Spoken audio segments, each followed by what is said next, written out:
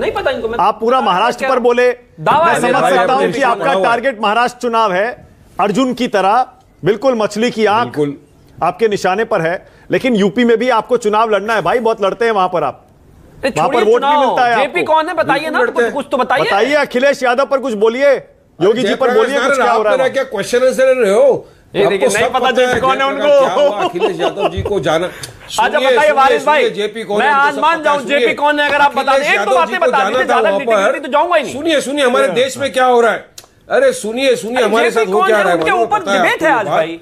अखिलेश यादव जैसा आपको भी पता है, मेरे को भी पता है, देश मुझे नहीं पता, तो आपसे पूछना से क्या हो रहा है तुमको नहीं पता। हेलो दोस्तों, आज के वीडियो में हम आपके लिए एक धमाकेदार डिबेट लेकर आए हैं जो कि आपको बहुत मजा आएगा। तो दोस्तों हो जाइए तैयार, क्योंकि इस डिबेट में आपको मिलेंगे तीखे तकरार और दिलचस्प मुद्दे।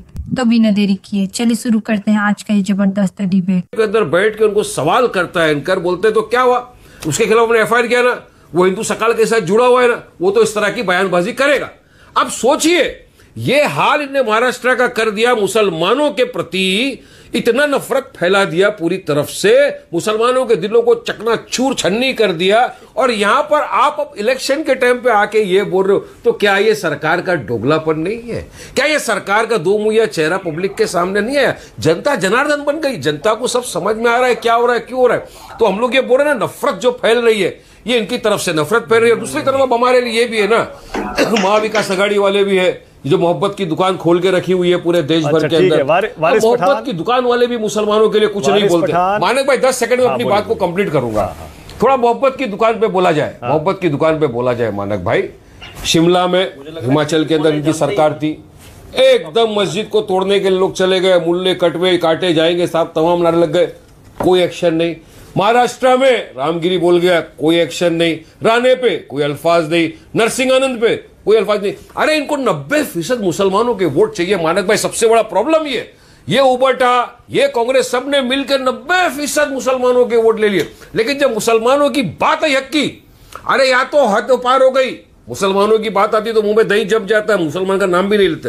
वक्फ बिल 2024 जब पार्लियामेंट में पेश हुआ सदन के अंदर मानक भाई, तो यही उद्धव ठाकरे की सेना के जो 9 के 9 खासदार जो चुन के गए थे, जिनको मुसलमानों ने वोट दिया, भर भर के वोट दिया, वो उस वक्त जब प्रोटेस्ट कर रहे थे सब बिल के विरोध में। अब रुक जाइए, देखिए आप मेरे मेहमान, क्या आप उनसे बारिश भाई आप मेरे मेहमान हैं, और इस पैनल में जितना समय बाकी लोगों को मैं दे रहा हूं उतना ही मुझे आपको भी देना है। आप उस समय का इस्तेमाल कैसे करते हैं ये आपके ऊपर है जी। मैंने आपसे जयप्रकाश नारायण पर पूछा, शिवम त्यागी कह रहे हैं इनको पता भी नहीं होगा जेपी कौन है।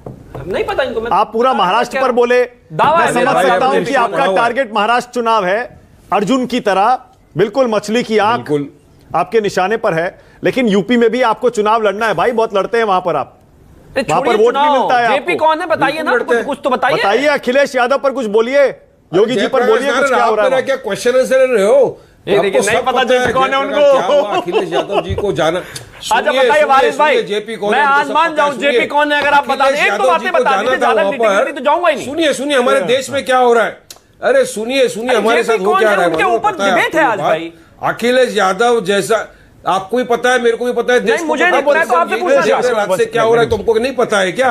हम लोग क्या एलियंस है क्या? हम मार्स के बियॉन्ड रहते हैं क्या? हमको नहीं पता। आप अकेले बोल दो, मैं बोलूंगा चैनल के डिबेट में सबसे बड़े बेवकूफ आप हो, तो क्या करेंगे आप उसका? कुछ नहीं होना, लेकिन जेपी बताना पड़ेगा क्योंकि आज मुद्दा है वो। देश के बड़े एक देश का नागरिक, एक देश की एक पोस्ट पे बैठा हुआ व्यक्ति, एक उत्तर प्रदेश का मुख्यमंत्री रह चुका हुआ आदमी, आज सांसद है, जब उनको अगर जाना है तो क्यों जाने से रोकते आप? अभी यहाँ पे कितनी बड़ी बात बोल रही शिवम की आगे कि वहां पे सांप और बिच्छू है, आप बिच्छू बोले और आज बाहर से भी आने वाले, यानी इन्होंने जो जा रहे थे वहां पे माला चढ़ाने जो भी करने, तो उनको इन्होंने सांप और बिच्छू बोल दिया। अब इनके खिलाफ कोई कार्रवाई होना चाहिए कि मतलब इंसान को इंसान नहीं समझते अब, सांप और बिच्छू। अब मैं बोलूं कितने सांप और बिच्छू भरे हुए आपकी पार्टी में बताऊं? मैं अगर गिनने जाऊंगा तो लिस्ट खत्म हो जाएगी, 3 घंटे तक मुझे बोलता रहना पड़ेगा। और आप यहाँ पे क्विज कॉन्टेस्ट कर रहे हो, कौन है जेपी? अरे भाई जेपी तो मेरा अभी भी सवाल है, वो तो आप और मैं सोच भी नहीं सकते। अरे अरे वारिस भाई आप अखिलेश यादव का समर्थन कर रहे हैं, ऐसा ना हो कि यूपी का मुसलमान सारा अखिलेश जी के साथ चला जाए। आप उन्हें सपोर्ट कर रहे हैं। मैं अखिलेश का समर्थन नहीं कर रहा, मैं बीजेपी की आंख में आंख डाल के सवाल कर रहा हूं कि भाजपा वाले जो देश में कर रहे हैं ना, ये संविधान का सरासर गला घोटा जा रहा है, संविधान का कत्ल किया जा रहा है। अब एक आदमी अगर चाहे कि वो वहां पर जाके किसी को मारला अर्पण चलाना चाहे, ओके, बहुत बढ़िया, बहुत बढ़िया। और मुसलमान अब जरा शिवम त्यागी की जगह इसी विंडो में डॉक्टर एमएच खान को लाइए, वारिस पठान के साथ एमएच खान को लाइए। डॉक्टर एमएच खान, मैं आखिर में आपके पास इसीलिए आया क्योंकि आप उत्तर प्रदेश से भी हैं, आप एक मुस्लिम हैं, आप बीएसपी से ताल्लुक रखते आए हैं, खुलकर अपनी बात कहते हैं। जरा बताइए, वारिस पठान भी आज समाजवादी पार्टी के अखिलेश के समर्थन में उतर आए हैं। ये अखिलेश जी ड्रामा कर रहे हैं या योगी जी गलत? नहीं, मैं समर्थन में नहीं उतरा साहब। अरे मानक भाई, उल्टी मानक मैं किसी के समर्थन में नहीं हूँ, मैं संविधान के समर्थन में हूँ। ओके, संविधान के समर्थन में हूँ मैं। संविधान मैं बड़ा कंफ्यूज हो गया। ओके, एमएच खान उसके खिलाफ में बात नहीं, मैं आपके डिबेट पर कंफ्यूज हो गया। कि आप डिबेट जेपीसी पे कर रहे हैं, कि महाराष्ट्र पे कर रहे हैं, कि मुस्लिम पे कर रहे हैं, कि मस्जिद पे कर रहे हैं, ये मेरी समझ में नहीं आया। ये तो बड़ा अजीबो गरीब का डिबेट हो गया। देखिए, जेपीसी में अगर अखिलेश यादव जाते हैं, आप जेपी एनआईसी कह रहे हैं? हाँ, वही कह रहा हूँ। तो वो टैक्स पेयर का पैसे से बना हुआ, कोई किसी के घर से पैसा नहीं आया। श्यामा प्रसाद मुखर्जी का पुतला लगा बना हुआ है 4 बाग में, जाके देखिए आप। अब वहां हर साल भारतीय जनता पार्टी के लोग जाके वहां माल्यार्पण करते हैं। राणा प्रताप का पुतला बना हुआ है हुसैनगंज चौराहे पर, हर साल जाके लोग वहां माल्यार्पण करते हैं। डॉक्टर भीमराव अंबेडकर का पुतला और उनका स्टैच्यू बना हुआ है हजरतगंज में, हर साल जाके लोग ये करते हैं। तो रोक किसकी बात की हो रही है भाई?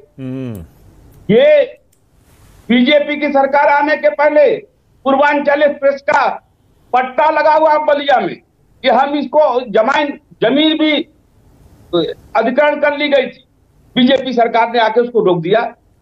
क्यों रोका? जो काम सार्वजनिक होता है उसको रोकना नहीं चाहिए। और किसी के घर से पैसा कोई लेके नहीं आता है, सब टैक्स पेयर का पैसा होता है, सबका अधिकार होता है।